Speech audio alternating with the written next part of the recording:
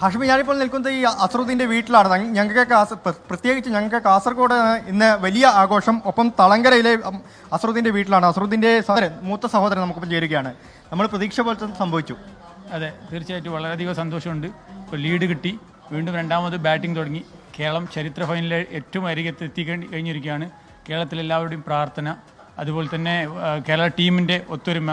ഇത്രയും മികച്ചൊരു ടീം, ഇത്രയും മികച്ചൊരു അവർ എടുത്ത എന്ത് പറയാം നമുക്ക് ഈ എഫക്റ്റ്, അതായത് നമ്മൾ പറയുന്നില്ലേ അവിടെ ഈ എന്ത് പറയാൻ പറ്റുന്നില്ല, അവരത്രത്തോളം കഷ്ടപ്പെട്ടിട്ട് അധ്വാനിച്ചിട്ടാണ് ഈ വിജയം നേടിയിട്ടുള്ളത്.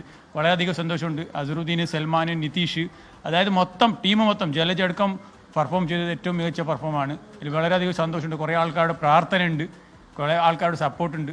കുറച്ച് ദിവസമായിട്ട് ഇതിൻ്റെ പിന്നിൽ തന്നെ എല്ലാ ആൾക്കാരും ഉള്ളത്. കേരളത്തിൻ്റെ ഏറ്റവും മികച്ച ടീമാണ്. അവരുടെ കഠിനാധ്വാനത്തിൻ്റെ വിജയം കൂടിയാണ് ഈ വിജയം. വിജയിച്ചെങ്കിൽ എന്ത് ഞങ്ങൾ പറയാൻ ആഗ്രഹിക്കുകയാണ്.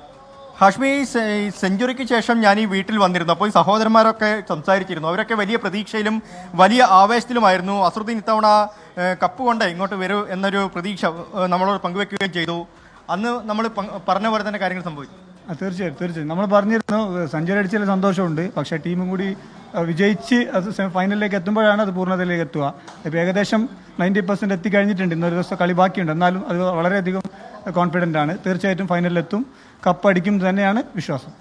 ഈ അസറുദ്ദീൻ്റെ സുഹൃത്തുക്കളും ഇവിടെ ഒരു ക്ലബ്ബൊക്കെ ഉണ്ട്. ആ ക്ലബിലെ അംഗങ്ങളും സുഹൃത്തുക്കളും ഒക്കെ ഇവിടെ എത്തിയിട്ടുണ്ട്. എങ്ങനെ നമ്മുടെ സന്തോഷം? വളരെയധികം സന്തോഷം. നമ്മൾ പ്രത്യേകിച്ച് നമ്മൾ നാടും നഗരവും ഉറങ്ങാത്ത 2 ദിവസമായി. കാരണം അസർ പ്രത്യേകിച്ച് കേരള ടീം ആദ്യമായി ഫൈനലെത്തുമ്പോൾ അത് ലോക മലയാളിക്ക് തന്നെ ഏറ്റവും വലിയൊരു അഭിമാനമാണ്.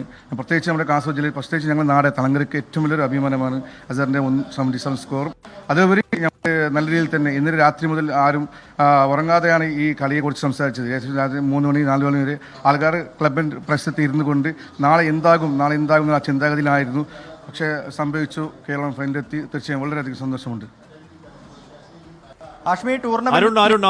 അരുൺ, ഞങ്ങളുടെയൊക്കെ തലമുറ ക്രിക്കറ്റ് കണ്ടത് മുഹമ്മദ് അസറുദ്ദീന്റെയും സച്ചിന്റെയും അജയ് ജഡേജയുടെയും നയൻ മോങ്കിയുടെയും ഒക്കെ ആയിരുന്നു. അജിത് അഗാർക്കറിന്റെ ക്രിക്കറ്റൊക്കെയാണ് ഞങ്ങളുടെ തലമുറ കണ്ടത്. ആ അസറുദ്ദീനിന്റെ പേരിൽ നിന്ന് പ്രചോദനം ഉൾക്കൊണ്ടാണോ ഈ അസറുദ്ദീൻ? അത് തന്നെയാണ്. മൂത്ത സഹോദരനാണ്, അദ്ദേഹമാണ് നമ്മളോട് സംസാരിച്ചത്. മൂത്ത സഹോദരനാണ് ഈ അസറുദ്ദീൻ എന്ന പേര് നൽകിയതെന്ന് നമ്മളോട് നേരത്തെ, അതായത് കഴിഞ്ഞ ദിവസം ഞാൻ ഈ വീട്ടിൽ വന്നപ്പോൾ പറഞ്ഞിരുന്നു. അങ്ങനെയാണോ നമ്മളെ പ്രചോദനം ഉൾക്കൊണ്ട് പേര് കൊടുത്താണോ? അതെ, തീർച്ചയായിട്ടും. 1990-കളിലൊക്കെ മുഹമ്മദ് അസറുദ്ദീൻ എന്ന നമ്മുടെ മുമ്പത്തെ ഇന്ത്യയുടെ ലെജൻഡ്, ഇന്ത്യൻ്റെ മുമ്പത്തെ ക്യാപ്റ്റനായിരുന്ന അസറുദ്ദീൻ സച്ചിൻ ടെണ്ടുൽക്കറൊക്കെ കളിക്കുന്ന സമയത്ത് ഭയങ്കര ഇഷ്ടമായിരുന്നു. ഞാൻ ഗൾഫിലായിരുന്നു. അപ്പോൾ വീട്ടിൽ നിന്ന് പിന്നെ മാതാപിതാക്കൾ അജ്മൽ എന്ന പേരായിരുന്നു ഇടാൻ വേണ്ടിയിട്ട് തീരുമാനിച്ചിരുന്നത്. അപ്പോൾ ഞാൻ വിളിച്ച് പറഞ്ഞു മുഹമ്മദ് അസറുദ്ദീൻ തന്നെ പേരിടണം. ആ പേരിട്ടു. ആ പേര് പോലെ തന്നെ ഇപ്പോൾ ഇതുവരെയായിട്ടും അതൊരു മികച്ച പെർഫോമൻസാണ് നമ്മൾ കണ്ടുകൊണ്ടിരിക്കുന്നത്.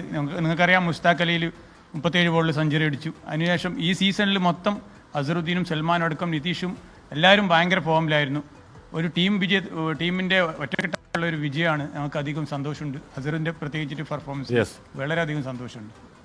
ഓക്കെ, എന്തായാലും രഞ്ജി ട്രോഫി സെമിയിൽ സെഞ്ചുറി നേടുന്ന ആദ്യ മലയാളി താരമായി മാറുന്നുണ്ട്, ആദ്യ കേരള താരമായി മാറുന്നുണ്ട് മുഹമ്മദ് അസറുദ്ദീൻ. അത് പഴയ മുഹമ്മദ് അസറുദ്ദീന്റെ ലെഗസി അതേപോലെ പിന്തുടരാൻ കഴിയട്ടെ എന്നൊരിക്കൽ കൂടി ആശംസ. മാത്രമല്ല, ഈ രഞ്ജി ട്രോഫി കേരളത്തിലുള്ള രഞ്ജി ട്രോഫിയാണോ എന്നൊരു സംശയം എല്ലാ കോണിൽ നിന്നും ഉയരുന്നുണ്ട്. കാര്യം എല്ലാ കാര്യങ്ങളും കേരളത്തിന് അനുകൂലമായിരുന്നു. അനിൽ വാസ്തവ തുടരുന്നുണ്ട്. അനിൽ, അവിടെ മറുസൈഡിൽ മുംബൈ വിദർഭ പോരാട്ടം നടക്കുകയാണ്.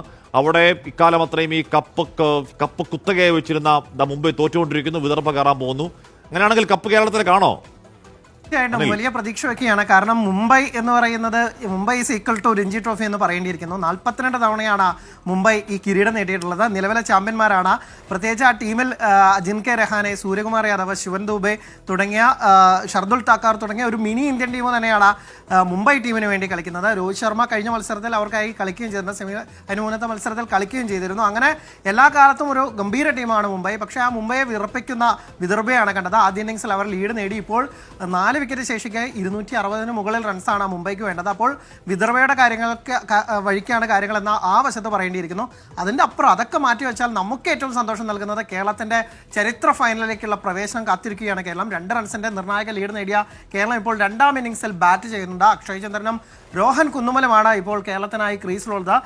ഈ ഒരു ജോഡി കരുതലോടെ കളിക്കട്ടെ, ഏറ്റവും മികച്ച രീതിയിൽ കളിക്കട്ടെ, വിക്കറ്റ് പോകാതെ 2 സെഷനിൽ കൂടി 3 സെഷനിൽ കൂടി കളിക്കേണ്ടിയിരിക്കുന്നു.